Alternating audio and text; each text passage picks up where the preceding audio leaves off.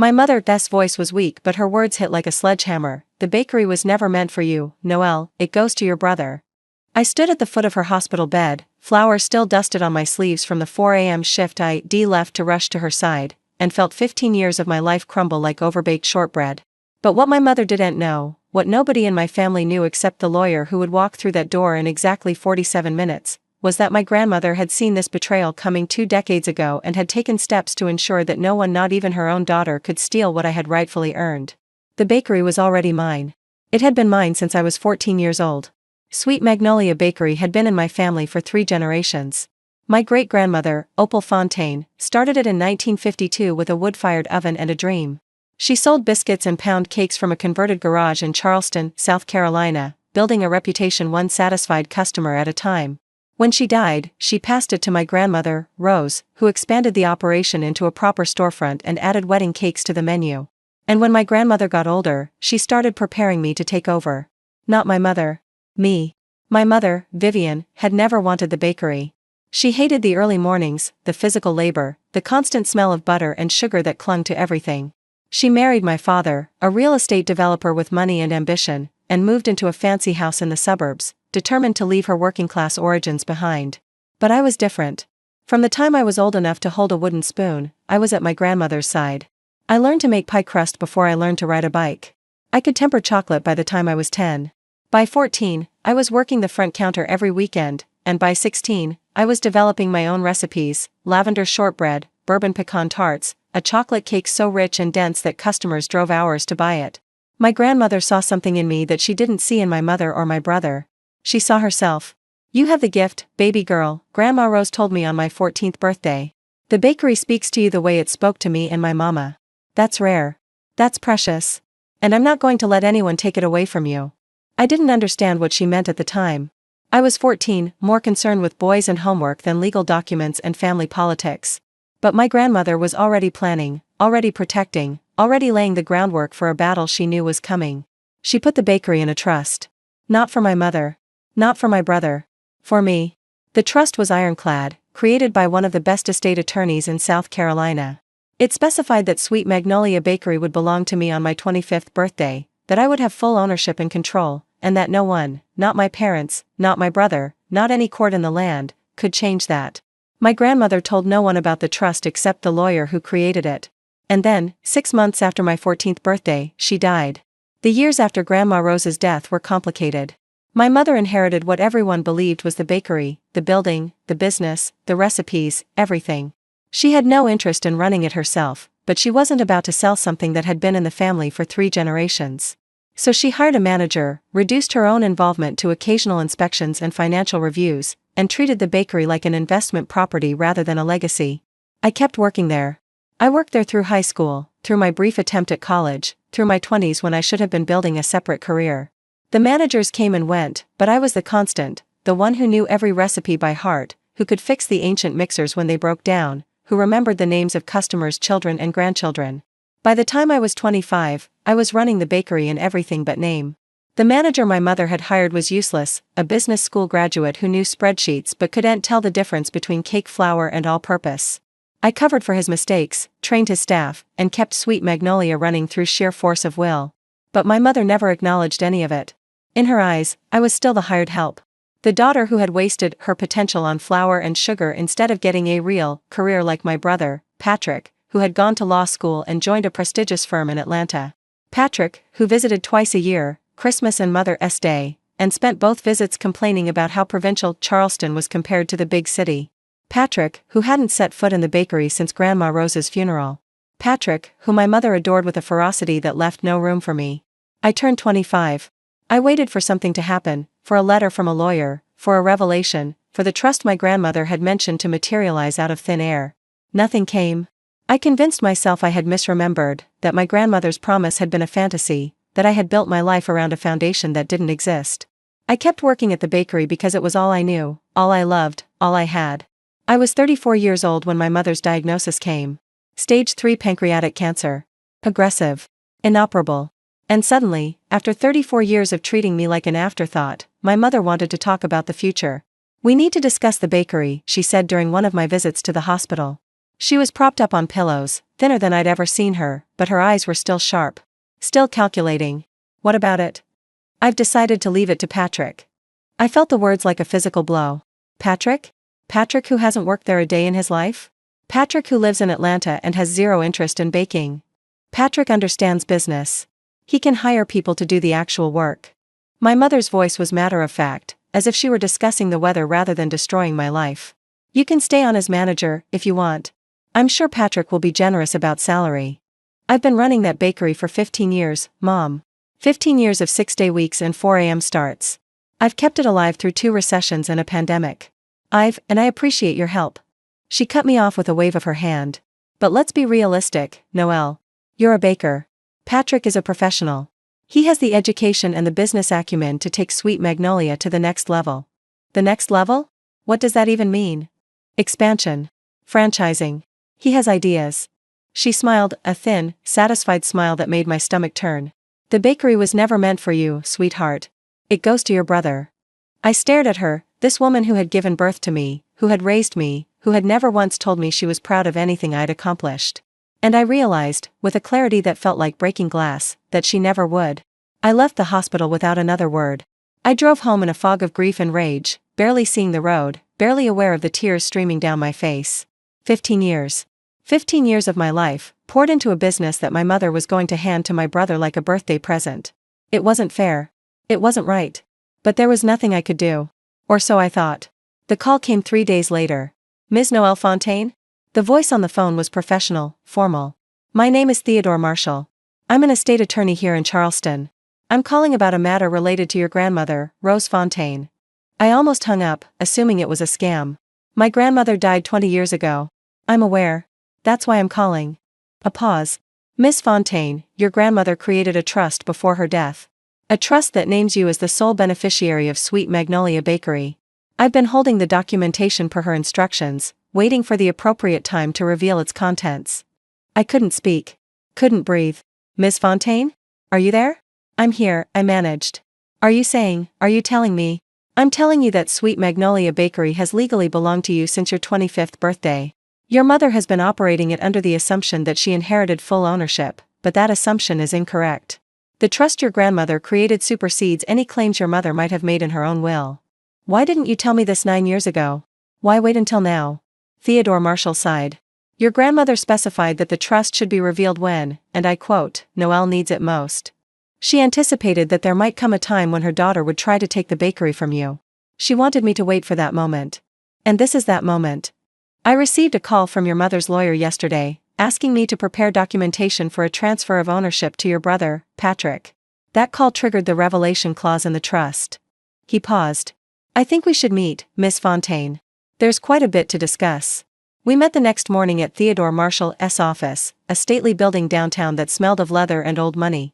Theodore was in his 70s, silver-haired and sharp-eyed, with the kind of quiet authority that came from decades of practice.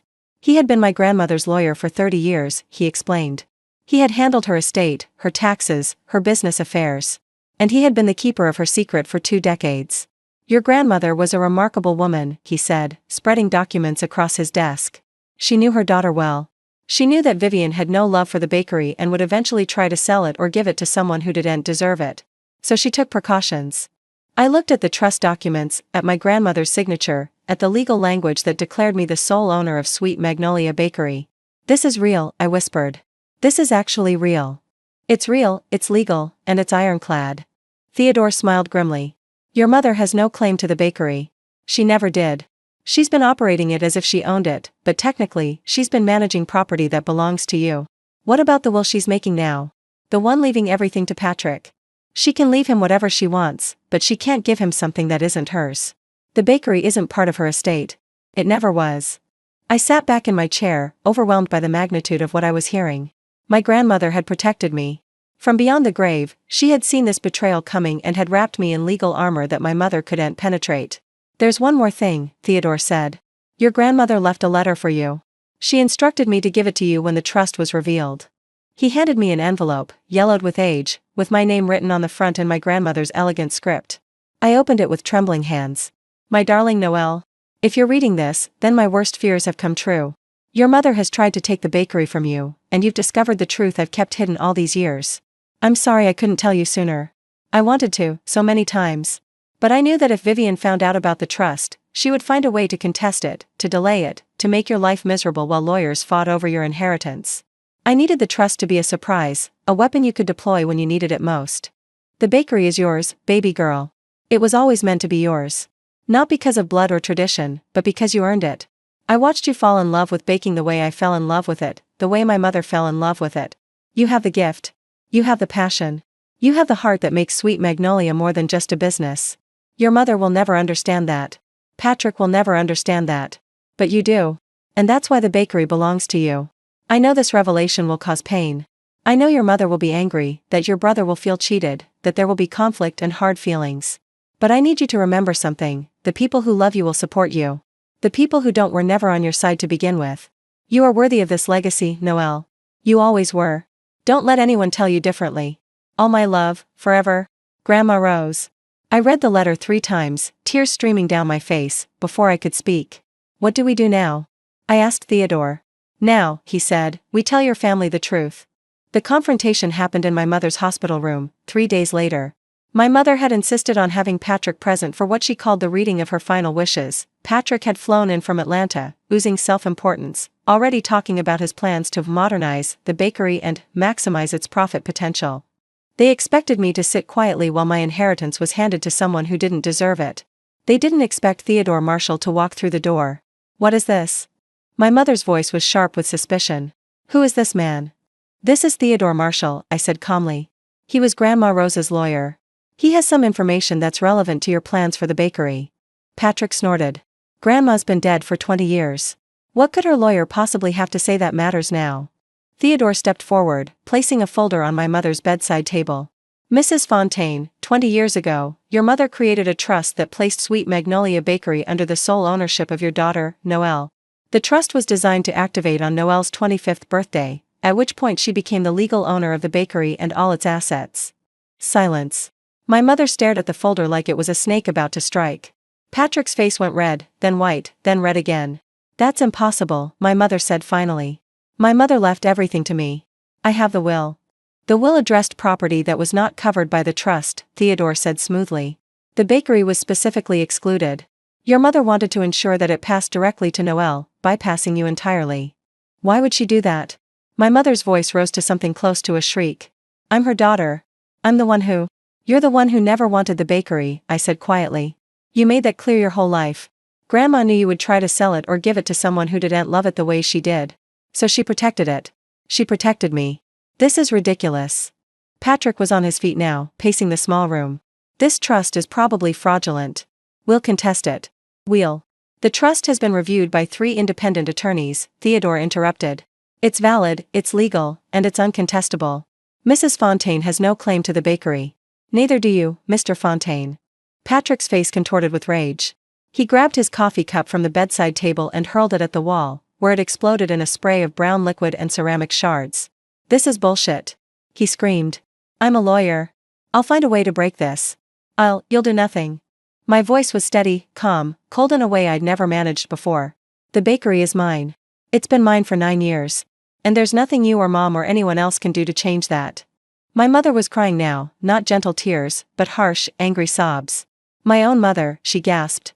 My own mother went behind my back. Your own mother protected her granddaughter from you, I said. Because she knew exactly who you are. She knew you would always choose Patrick over me. She knew you would try to take the one thing I loved and give it to someone who didn't care about it. I cared about you. No, Mom. You didn't. I picked up my grandmother's letter, which I had brought with me, and placed it on the bed beside her. Grandma wrote me this. She knew, 20 years ago, exactly how this would play out.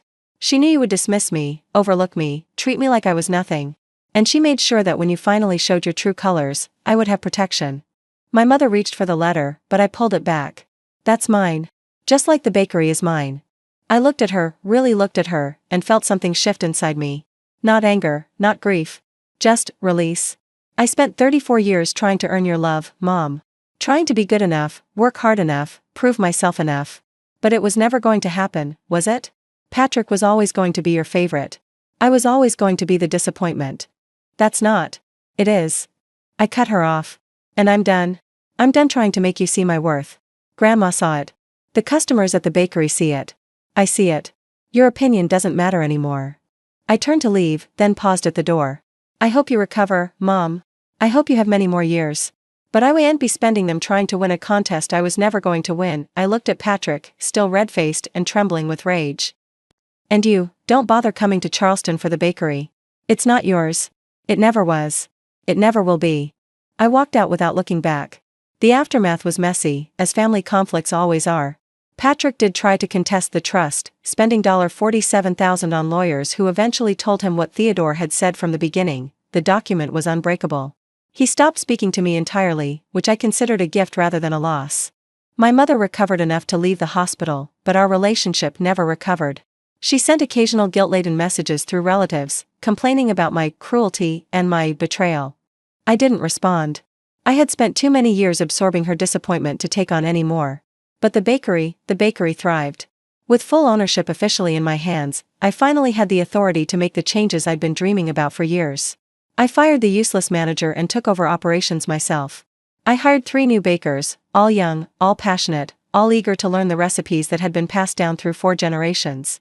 I renovated the storefront, installed new equipment, and expanded our menu to include gluten-free options and vegan pastries without compromising the classics that our customers loved. Within a year, Sweet Magnolia was featured in Southern Living magazine. Within 2 years, we were named one of the best bakeries in South Carolina. Within 3 years, we had a second location and a waiting list for wedding cakes that stretched 8 months into the future. I didn't franchise. I didn't maximize profit potential. I did exactly what my grandmother would have done. I ran the bakery with love, with care, with an obsessive attention to quality that couldn't be replicated by corporate expansion. And every morning, at 4 a.m., I walked through the door of that kitchen and thanked my grandmother for believing in me. 5 years after the hospital confrontation, I received a letter from my mother. Not a guilt trip this time. Not a complaint. Just a letter. Noelle, I've been doing a lot of thinking. The doctors say I probably have a year left, maybe less. And I don't want to die with this between us. I was wrong. About you, about the bakery, about everything. I spent so many years trying to escape where I came from that I couldn't see the value in what we had.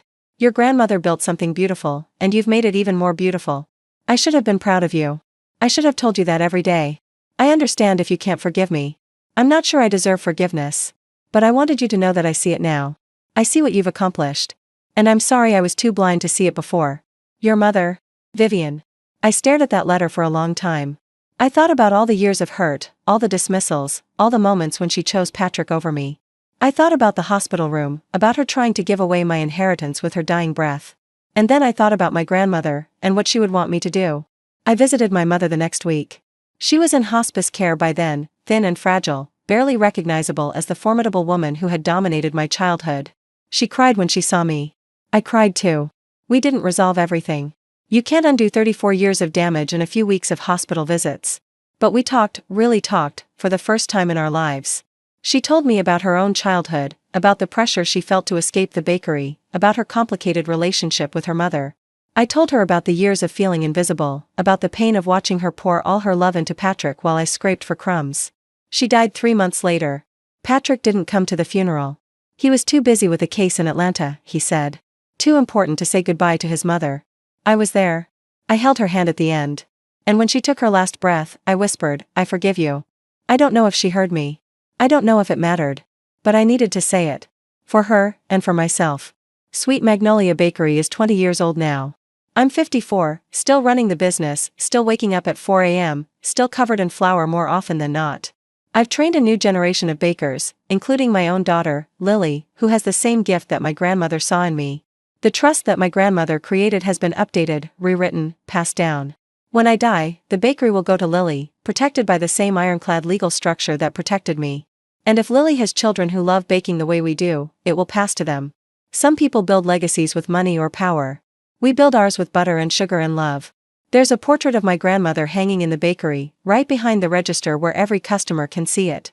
Underneath, there's a small plaque with the words she used to say to me when I was a little girl, learning to roll pie crust on her ancient wooden table. The secret to good baking is love, baby girl.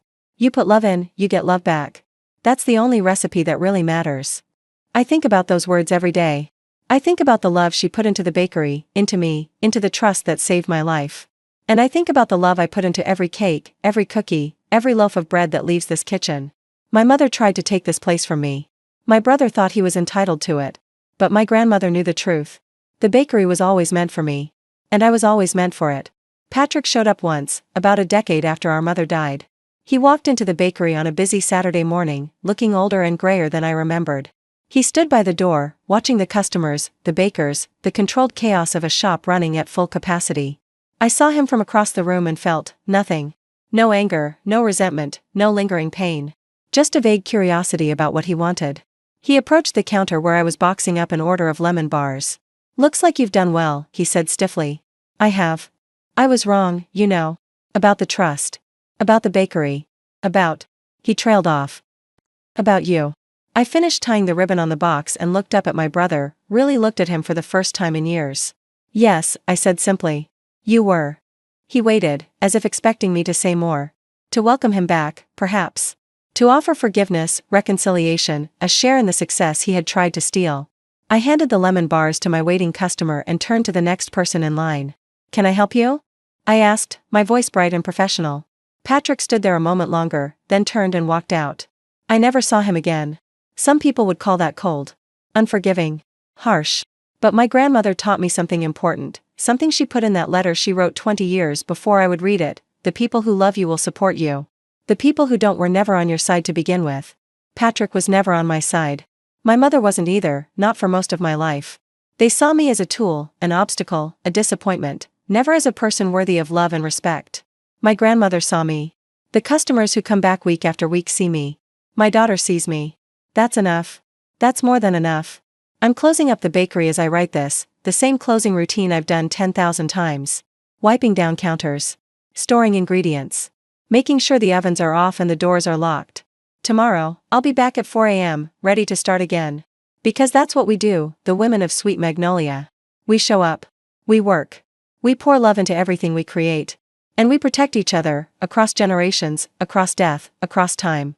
My grandmother protected me when she couldn't be there to do it herself. I'll do the same for my daughter.